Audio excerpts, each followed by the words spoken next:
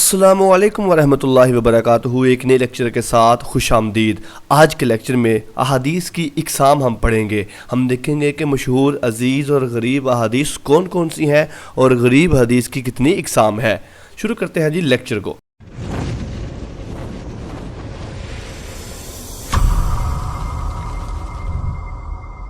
ناقلین کے اعتبار سے حدیث کی کتنی اقسام ہے؟ یہ آپشن درست ہے، دو قسمیں ہیں، متواتر ہے اور خبر احاد ہے۔ متواتر کا جو لفظ ہے یہ تواتر سے ماخوذ ہے، جس کا معنی ہے مسلسل پے در پے۔ وہ روایت جس سے ایک بہت بڑی تعداد روایت کرے جن کا جھوٹ پر متفق ہونا عادتاً محال ہو یا ناممکن ہو۔ مطلب یہ کہ ایک اتنے زیادہ کثیر لوگ تمام طبقات میں، یعنی کہ دیکھیے اچھا حدیث کے نا طبقات ہوتے ہیں، صحابہ کا، تابعین کا، تبع تابعین کا، محدثین کا، تو ایسی حدیث جس کے تمام طبقات میں روایت کرنے والوں کی اتنی کثیر تعداد ہو کہ ان کا جھوٹ پر متفق ہونا ناممکن ہو، جیسے کہ نبی صلی اللہ علیہ وآلہ وسلم نے خطبہ حجۃ الوداع کے موقع پر جو حدیث ہے لیس لعربی علی اعجمی، یہ خبر متواتر کی اگزامپل ہے۔ یا پھر وہ جو کہ نبی صلی اللہ علیہ وسلم نے فرمایا من کذب علی متعمدا، یعنی کہ جس نے مجھ پر جان بوجھ کر جھوٹ باندھا وہ اپنا ٹھکانہ جہنم بنائے۔ یہ جی متواتر کی اقسام ہے، یہ سوری ایگزامپل ہے۔ اور خبر احاد دوسری قسم ہے، ایسی حدیث جس میں متواتر کی شرائط نہ پائی جائیں، یعنی کہ آپ کہہ لیں کہ اس کے طبقات میں کوئی راوی کم رہ جائے۔ آگے انشاءاللہ ہم اس کی تفصیل بھی پڑھتے ہیں جی۔ شروع کرتے ہیں جی نیکسٹ کویسچن کو۔ متواتر کی کتنی اقسام ہے؟ درست آپشن ہے سی، دو اقسام ہے۔ پہلے نمبر پہ دیکھ لیں، متواتر یا تو لفظی ہوگی یا معنوی ہوگی۔ ایسی حدیث جس کے الفاظ تواتر کے ساتھ ثابت ہوں، جیسے کہ میں نے ابھی آپ کو سنائی وہ حدیث من کذب علی متعمدا فلیتبوأ مقعدہ من النار۔ اب اس روایت کو نقل کرنے والے صحابہ کرام کی تعداد 200 سے زیادہ ہے۔ یہ محاضرات حدیث ہے ڈاکٹر محمود احمد غازی کی، انہوں نے اس حدیث کے مرویان کی تعداد 200 کے قریب بتائی ہے۔ تو یہ اب متواتر لفظی ہے۔ بعض ایسی ہے متواتر معنوی، یعنی کہ تواتر کے ساتھ حدیث ہے لیکن الفاظ میں کچھ کمی بیشی ہے۔ مثال کے طور پہ دعا کے وقت ہاتھ اٹھانے کی احادیث ہیں، موضوع پر مسح کرنے کی احادیث ہیں۔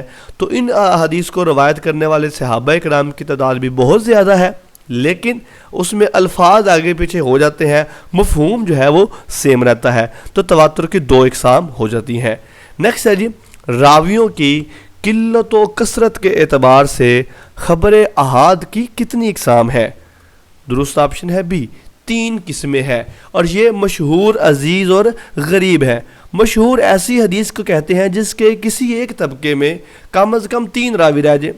مثال کے طور پہ المسلم من سلم المسلمون من لسانہ و یدہ، یہ حدیث ہے۔ اچھا، بعض لوگ مشہور کی ڈیفینیشن یہ بھی کرتے ہیں کہ ایسی حدیث جو مشہور ہو جائے۔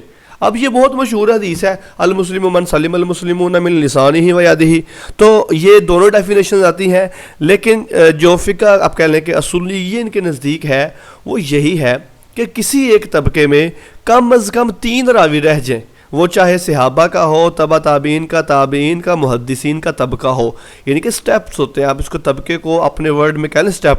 مثال کے طور پہ اللہ کے نبی نے حدیث بیان کی، تو اگر ایک صحابی نے سن لی، 2 نے یا 3 نے، فرض کر لیں اگر 3 صحابہ کرام نے سنی ہے، تو اب وہ جو ہے صحابہ کا طبقہ اس میں صرف 3 راوی ہیں، تو وہ مشہور ہے۔ اسی طرح عزیز ہے، عزیز کہتے ہیں ایسی حدیث کو جس کے کسی طبقہ میں کم از کم 2 راوی رہ جائیں، وہ عزیز ہے۔ اور غریب کہتے ہیں ایسی حدیث جس کے کسی طبقے میں صرف 1 راوی رہ جائے۔ تو آپ اس کو سٹیپ کے ساتھ یاد رکھیے گا، مشہور، عزیز، غریب۔ مشہور میں 3 راوی، عزیز میں 2 راوی، غریب میں 1 راوی۔ مثال کے طور پہ انما الاعمال بالنیات بہت مشہور حدیث ہے۔ اب اس حدیث کو روایت کرنے والے صرف حضرت عمر فاروق رضی اللہ عنہ ہے، اور یہ غریب حدیث ہے۔ تو اب غریب ہے لیکن اس کا مطلب یہ نہیں ہے کہ ہم اس کو مانیں گے نہیں، یہ صحیح بخاری کی پہلی روایت ہے۔ تو بہرحال مشہور، عزیز، غریب، تینوں کے ایگزامپل بھی آپ کے سامنے نوٹ ہیں، آپ اس کو دیکھ سکتے ہیں۔ غریب حدیث کی کتنی اقسام ہے؟ درست آپشن ہے ڈی، 2 اقسام ہے۔ ایک ہے غریب مطلق اور ایک ہے غریب نسبی یا نسبی۔ جس حدیث کی اصل سند میں غرابت ہو اس کو غریب مطلق کہتے ہیں۔ اصل سند سے مراد یہ ہے کہ جہاں سے حدیث چلتی ہے. دیکھیے حدیث شروع کہاں سے؟ اللہ کے نبی نے بتائی, اللہ کے نبی نے صحابہ کو سنائی, صحابہ نے سنی آگے تابعین نے, تابعین نے آگے تبع تابعین نے, تبع تابعین سے آگے محدثین نے, اس طرح سلسلہ چلتا رہتا ہے. تو جہاں سے سند شروع ہوئی ہے وہ کون سا؟ صحابی ہے. اگر صحابی ہی ایک ہو تو وہ غریب مطلق ہے, یعنی کہ ایسی سند, ایسی حدیث ہے جس کی اصل سند میں غرابت ہو وہ غریب مطلق ہے. اور اگر اصل سند میں غرابت نہیں ہے, کہیں دوسرے تیسرے یا چوتھے یا آخری طبقے میں رہ کے غرابت آ گئی ہے تو وہ غریب نسبی ہوگی, یعنی کہ شروع میں نہیں ہے درمیان میں کہیں پر آ جاتی ہے تو وہ غریب نسبی ہوتی ہے. یہ آپ کے سامنے میپ ہے, اس کو دیکھ سکتے ہیں کہ ینقسم الخبر, خبر کی دو قسمیں ہیں, خبر متواتر ہے, خبر احاد ہے. متواتر یا لفظی ہوگی یا معنوی ہوگی, اور خبر احاد جو ہے یہ مشہور, عزیز اور غریب ہوگی. غریب کی اگر دو قسمیں ہیں, غریب مطلق اور غریب نسبی ہے. اچھا یہاں پر ایک چیز یہ بھی سن لیجئے, ایک ڈیفینیشن اکثر آتی ہے مستفیض. مستفیض حدیث کسے کہتے ہیں؟